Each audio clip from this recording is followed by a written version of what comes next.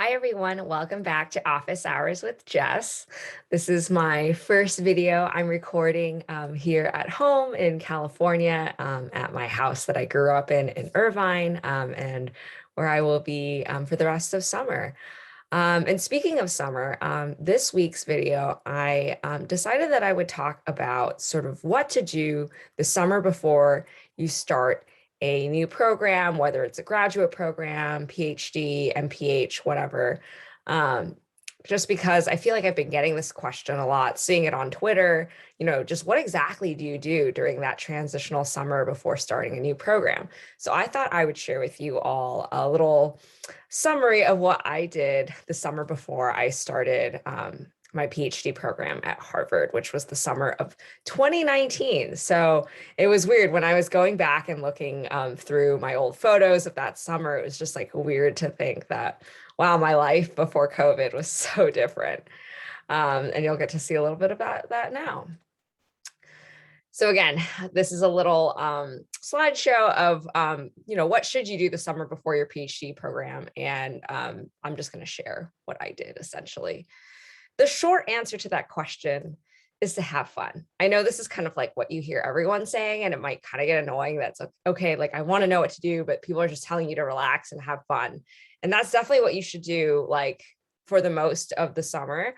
But I'll give you a couple tips of like how to still be a little productive, just because it's me and I can't just like sit and rest for a whole summer. I would get so restless. But here are some of the fun things I did do. So first off, I graduated from my MPH program. That's how I kicked off the summer. It was super fun. My parents flew in from California to the East Coast. And because of that, it was the first time they had visited me while I was on the East Coast. So we just took a road trip because might as well. We rented a car. We drove up to Canada, ate a lot of like lobster. I finally got to go on this like Niagara Falls cruise that I've been like wanting to go on forever. And that was super fun. So that was what I did right after graduating. And it was some good quality family time that we had. For some reason, I don't know what it was about this summer, but I got really into being fit or just like fitness. So I started my summer off by running a half marathon with one of my best friends. That made my body insanely hurt and in pain, but never doing that again. But it was still how I started off my summer. And then like once summer actually rolled around, I for some reason just like became like very attached to going to spin classes, and I would essentially go Monday through Sunday every day. I don't know why, but I just did. I was in the best cardio shape of my life. And then another interesting thing is the microwave at my work office for the summer broke. So I went from eating like a very carby, like rice filled lunch that I would have to put in the microwave to making salads for lunch. And I don't know, that just also elevated my overall health and fitness and being in shape kind of thing. And so I started eating a lot healthier that summer too, not by choice, but now, I've kept that up. I also played a lot of board games with my friends. Some of our faves are Catan, which can cause some sort of spicy drama. Sometimes we get really into it.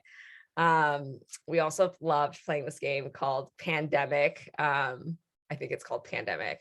But it's like a CDC like game or like you pretend like you're working at the CDC and you're trying to stop this pandemic from spreading. And haha, this was like before all of COVID started. But it was a very fun game that we also were very attached to and wanted to beat every time.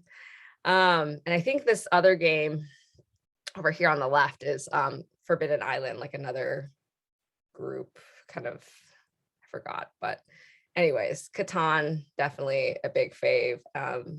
Controversial at times, but we like to play. I also ate a lot of good food. Again, like looking back on this is so weird because I like never eat out anymore. But I guess I ate out a lot that summer. highlight was I went to the picture on the farthest left over here. I went to Sugarfish with Harry, which is that like famous sushi restaurant that I think started in New York. That was a fun highlight of the summer. I also cooked a lot of food. That was fun.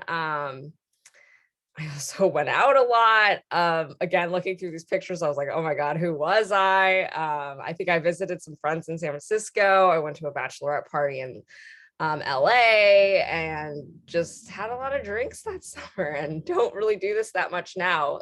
But not again because I'm too busy. It's just because times have changed, but it's fun looking back and seeing what I used to do.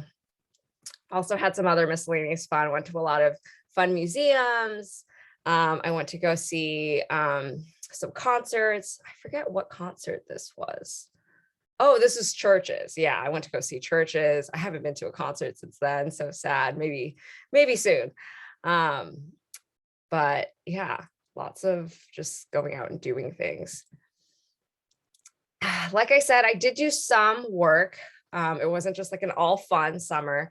So if you're wanting to still feel like you're being productive and doing something over the summer, these are kind of some of the things I did. So I stayed at my 2 part-time jobs at Yale for the first half of the summer.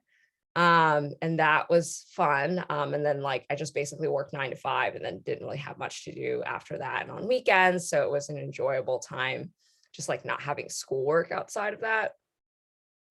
Harvard did assign us some summer stats homework that I was not super happy about, but maybe took a little bit too seriously based on like wording that they had in their emails being like, this is absolutely mandatory and blah, blah, blah. I don't know.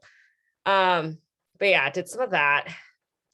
And then kind of a big thing, and I think this is the kind of stuff that I think you can do, but like I submitted my master's thesis for publication. So I sort of kept pushing forward things I already had in the pipeline, but I didn't go and look for like new papers to write or new collaborations or start reaching out to my new Harvard advisor. Like, I don't know, I just felt like that was a little too much, but it's good to kind of like tie up loose ends, submit any papers that you have that are kind of like almost ready to go. That's the kind of good stuff you can be doing over the summer. So kind of in summary, 3 key things: continue the work you're doing, have lots of fun, and obviously rest, relax, do whatever that looks like for you, and enjoy.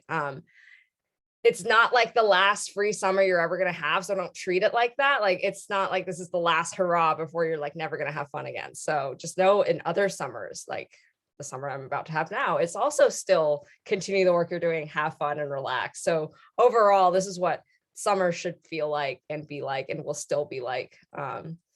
So yeah, those are sort of my, that was my summary of my summer before my PhD program.